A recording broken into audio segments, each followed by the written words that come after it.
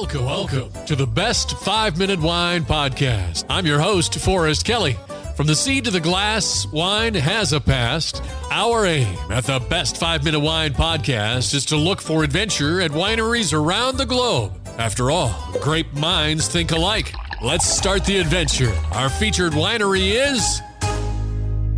You know, as you go to the grocery store when you get older and you know exactly what you want, it makes buying food for dinner so much easier. But when it comes to wine, do you ever find yourself walking into the wine store and going, wow, what do I do? Well, in this episode, we talk to the man who's on a mission to reimagine your relationship with wine and hospitality, and then he's going to merge that into a personalized wine education and e-commerce, all in one spot. Let's meet our guest. Hi, this is Vito Lerede. I'm the CEO of Wine Cork. Okay, Vito, I see here where you were raised in the South. Are we talking Georgia, Louisiana?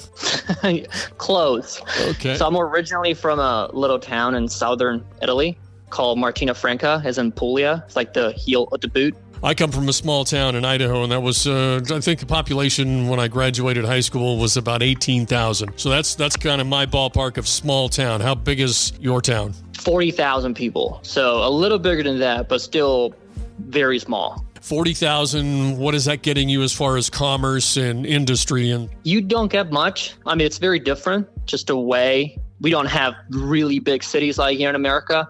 So you get everything you need, but it's mostly family owned. So where I grew up, there was no McDonald's, no Shake Shack. So it's all local family owned shops. So if you wanted to go, the McDonald's, you had to drive at least an hour away. It's fantastic. I actually love it more. In my mind, I'm picturing your small town, and I'm just picturing mountains everywhere, a lot of dirt roads and a lot of vineyards and things. But what visually, when you reflect back to that time, what do you see? My hometown is up on a hill. So we actually, from where I'm from, you can see so it's a valley. So you do see vineyards, actually. Okay. It's called Valle d'Itria, a place where a lot of winemakers just located there because it's just like perfect environment. 30 minutes away from the beach. It's gorgeous. If you've never been, I highly recommend going to. How big is wine in your growing, in your upbringing? We see in the movies and things that they drink it like we drink milk here in America. So is that the way it is, or is that just a myth? Yeah, no, that's actually what it is. So growing up, I love playing soccer. And I thought that I'd make that my job. Soccer is as big as wine is, even bigger. It's like our religion. Food, wine, and hospitality are our way of life. So I would say it's in my blood. It's always on the table. Just a way that we connect is through food and wine. So it's no shock that that's shaped my life path. What was your family dynamic? Brothers and sisters? I have a sister. I just have an older sister. Your mom and dad, what industries were they into? Yeah, so my dad was in retail. So he worked in sales. So he worked for a company that manufactured suits. I was just going to say, he did not manufacture suits, work in the tailoring industry. He had some sartorial eloquence, I'm gathering. Yeah, he was a salesman. That's kind of where I got it from. He was a great salesman. Oh, if your dad was in sales, selling suits, I can only imagine some of the stories that you've got to tell, because I imagine he was very charismatic. Can you share a story that you remember? It was a hot summer day. And, we had a little kind of like terrace in our apartment. He would park his car and we could see him. And we were waiting for him to get lunch. And then he was just having a conversation with a guy. And my mom was getting mad. I was like, what are you doing? What is he doing? We're waiting for him to lunch, because that's what we do. We wait for everybody to get lunch. And so he came home and she was mad. And he was like, hey, just calm down. We were just talking. We were having a conversation. And then at the end, he has sold him a suit. And so I was like, this is a Sunday afternoon. It's July. It's hot out.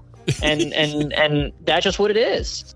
In our next episode, we find out how Vito went from that small town in southern Italy to New York, as we continue our conversation with the founder of winecork.com.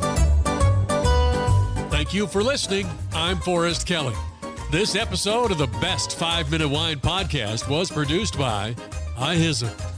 If you like the show, please tell your friends and pets and subscribe. Until next time, pour the wine and ponder your next adventure. Hi, before you go, we have exciting news. The Best 5-Minute Wine podcast has teamed with a breakthrough technology and added a new feature on our website that's bound to elevate your podcast experience. Here is where we need your help. Trying to remember something from an episode? Don't worry. Search for it, and we will find it for you. Have you ever thought you could just ask questions and chat about the episodes as if you were talking to me? Well, now you can. That's right. Our episodes are now interactive, and they're waiting to have a conversation with you. Jump into a chat with our podcast, and let's get the conversation started. Try it out and tell us what you think. Click on the banner at the top of the website, thebestwinepodcast.com, to try it.